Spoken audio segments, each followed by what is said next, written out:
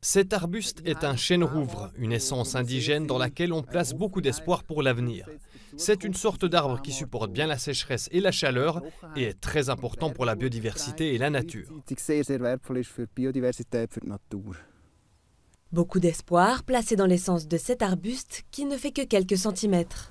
Cette espèce et 17 autres sont plantés sur cet hectare de terrain à Grandval.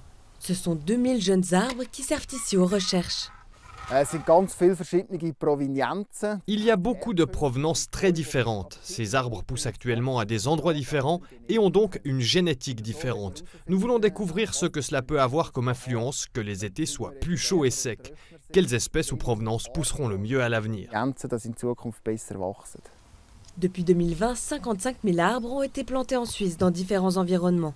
Cette essence, testée à Grandval, a déjà fait ses preuves dans d'autres forêts. Les sapins Douglas, originaires d'Amérique du Nord, ont été plantés ici à Tramelan pour des raisons économiques, il y a une centaine d'années. C'est une forêt qui a été entièrement plantée sur un ancien pâturage boisé. Et tous ces arbres ici autour ont été plantés durant les mêmes années, que ce soit les épicéas, les sapins, les hêtres ou les Douglas. Et on voit clairement que ces Douglas ont eu un accroissement exceptionnel par rapport au reste des essences dont on a l'habitude. C'est évidemment pas la solution à tous les problèmes, mais c'en est une. Ça nous permet de structurer le peuplement. On voit que ces arbres sont plus solides, sont plus résistants et se comportent très très bien avec le réchauffement.